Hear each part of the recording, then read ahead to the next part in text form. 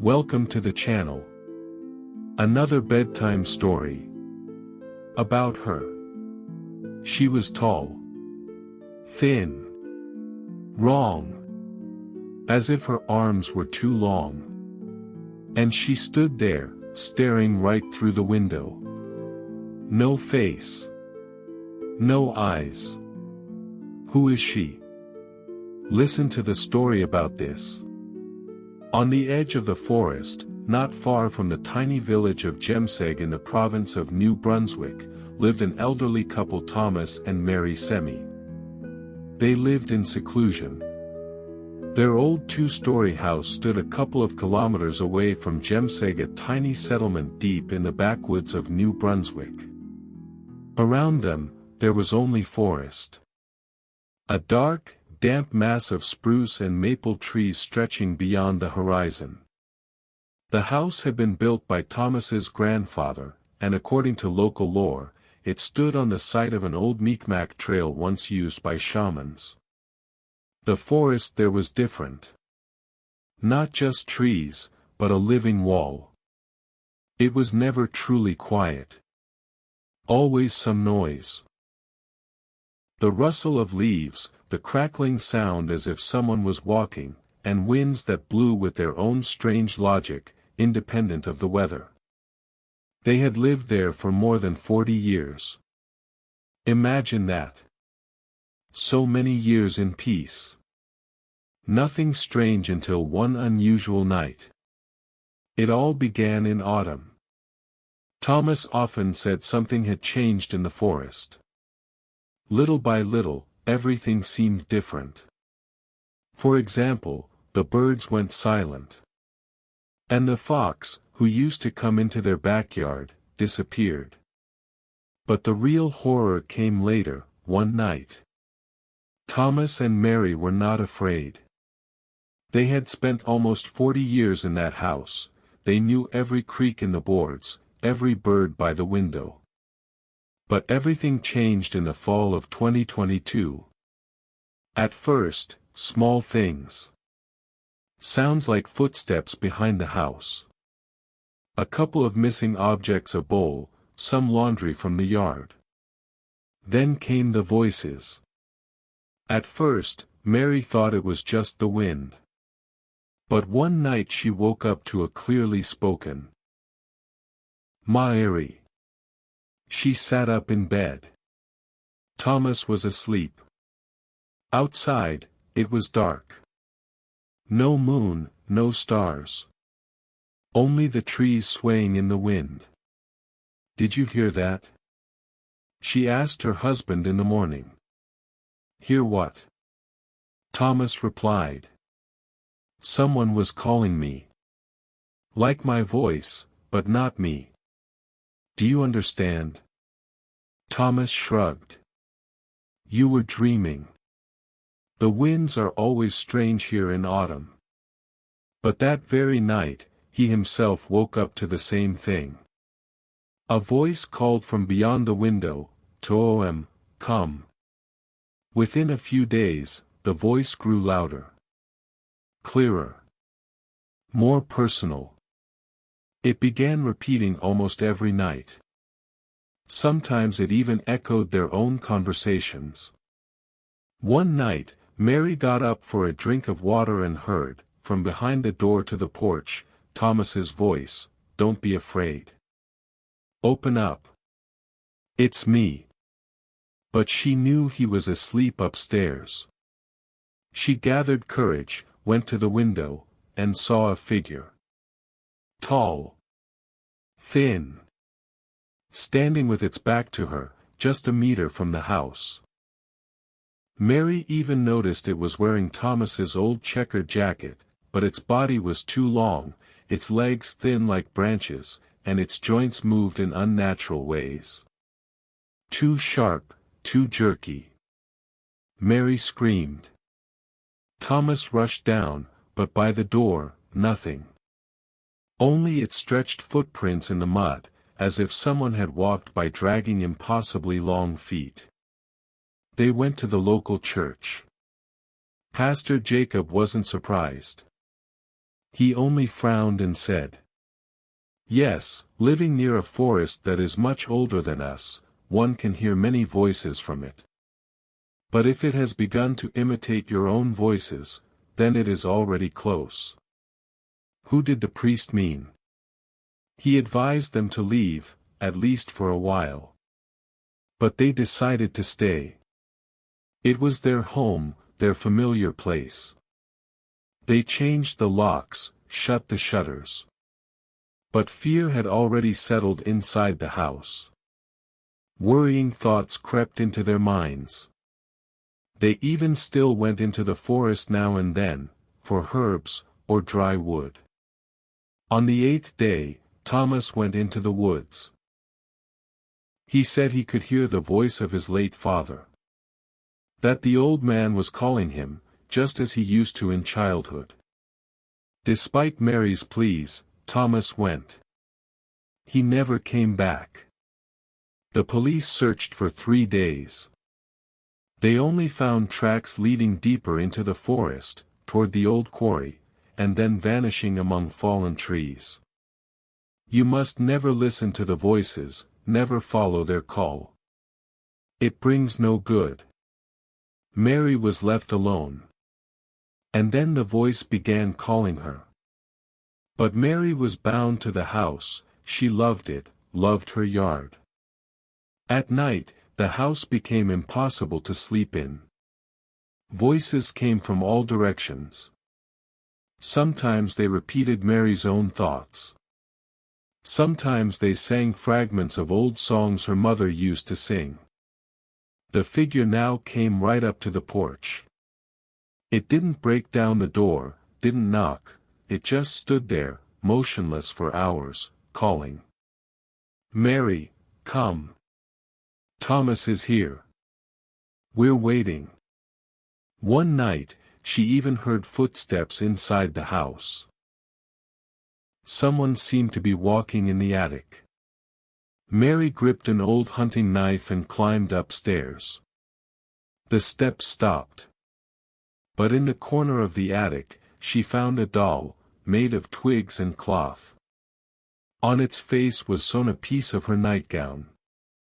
Who had made this doll? She decided to leave. But when she stepped onto the porch, her car wouldn't start. Out of nowhere.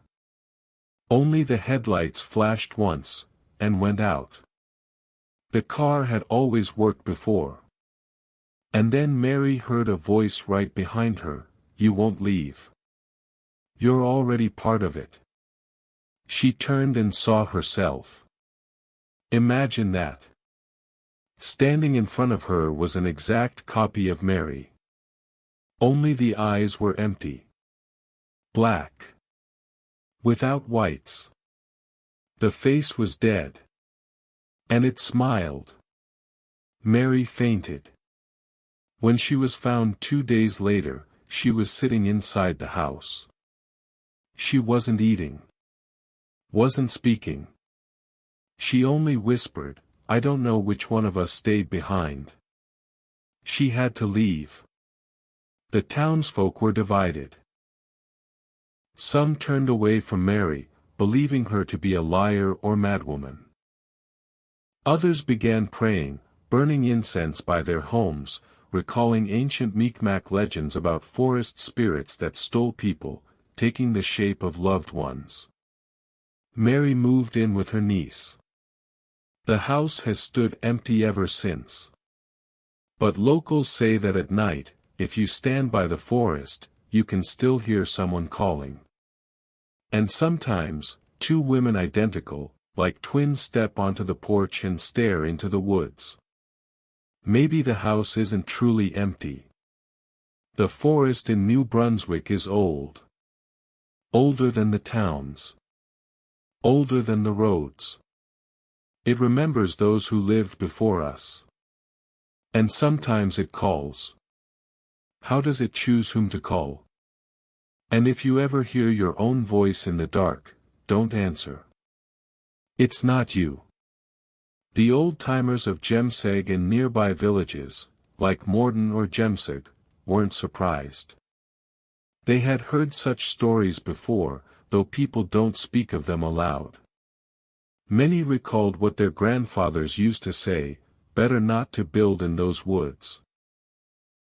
That was an old Micmac trail. A place of power. Or of death, depending how you see it. And when someone asked, "Have you seen it?" The tall figure, with the face of your sister. The advice was always the same: leave. While you still can. Some even claimed they'd already heard the voices in those parts, especially in autumn, when the fog settles and the air grows heavier than usual. Most neighbors dismissed it all as superstition or the result of stress. After Thomas's disappearance, the police conducted a standard investigation. They searched the woods with dogs. Examined the house. Found nothing suspicious. They said, "There are plenty of forests here. Anything can happen. He strayed off the trail and died. We're looking for a body, that's all." The police searched and wrote in their report that the man had left voluntarily, likely became disoriented, and perished. That was the official conclusion. Mary was sent for short-term psychological evaluation. A local paper in Hampstead published a short notice: resident missing in the forested area. Police continue the search. But one journalist wanted to dig deeper. His name was David Crawford, editor of the local district paper. He didn't believe in the supernatural. But the disappearance of Thomas Semi was too strange, and the silence of the police too heavy. Officially, the record said, a man walked into the woods and did not return. Cause unknown. The house was searched, no signs of struggle. But David uncovered something else. In the last 15 years, within a 5-kilometer radius of that house, 4 more people had gone missing. Different years, but always in autumn. Always near the forest. Not a single case solved. He started digging deeper. David managed to speak with Mary's niece, who now lived in St. John. She let him look through some belongings left after Mary's move. Among them was a small notebook, a diary Mary had kept after her husband's disappearance. The entries were chilling. Thomas calls to me. But I know it isn't him. It knows how he spoke. It remembers his voice. But it never says things quite right. Always a little off. Sometimes I hear it arguing with itself. A whisper, like 2 identical voices. One calls, the other laughs. I don't know which one is real anymore. David realized he had to visit the house. He arrived early in the morning. The door was locked, but the niece had given him a key. The house greeted him with silence. The smell of damp, of dust, and something else, something old. Unnaturally old. As if the house hadn't stood for a century but for 1,000 years. A house that only pretends to be empty, but listens. The floorboards store footprints. The windows, glances. And sometimes, if you look at the glass at dusk, you can see someone reflected behind you, even when you are alone. On the walls, scraps of photos remained. In the basement, an old bed and an iron cross nailed to the floor. In the attic, the same twig-and-cloth doll Mary had feared. But most alarming, the back porch door was wide open. Though no one had lived there for over a year. David stepped out and saw the forest. Dark. Windless. Too quiet. He decided to stay the night. After all, it was at night that the strange things happened. He set up cameras. Took a recorder. At midnight, he heard the first sounds. Footsteps. Then his own voice. Exactly his, but just slightly wrong. "David, come outside. Don't you want to know the truth?" He switched on the recorder. But on the tape silence. Only the pounding of his heart. At 3 a.m., the cameras caught movement. In the backyard stood a figure. Very tall. Black. It turned its head toward the window where David sat frozen. He thought it was smiling. He fled at dawn. Left everything behind. On the way back, he noticed something terrifying. All photos on his phone were gone. The cameras wouldn't turn on. Only one file survived on the recorder. He played it. The voice was distorted, but clear enough. It was glad he had come. "Do you want to hear how you will die?" David didn't. He shut the recorder off. He tried to publish the story. But his editor refused. "No evidence. We won't cause panic. Just rumors, David. Only rumors." The next day, David quit. He never returned to that part of the province. Instead, he posted his story anonymously on a blog titled, Gemseg, where the forest calls you by name. A week later, the site was deleted. He tried to restore the files, but they were gone. Even backups on his flash drive were empty. His last post read, "I'm no longer sure I remember my own voice. Sometimes, when I speak, I feel it's someone else. Too close. Too familiar." The story of the house near Gemseg remains unsolved. Officially nothing unusual. Unofficially too many coincidences. People vanish. Voices call. Figures appear at night. And the journalist who tried to reveal the truth no longer answers his mail.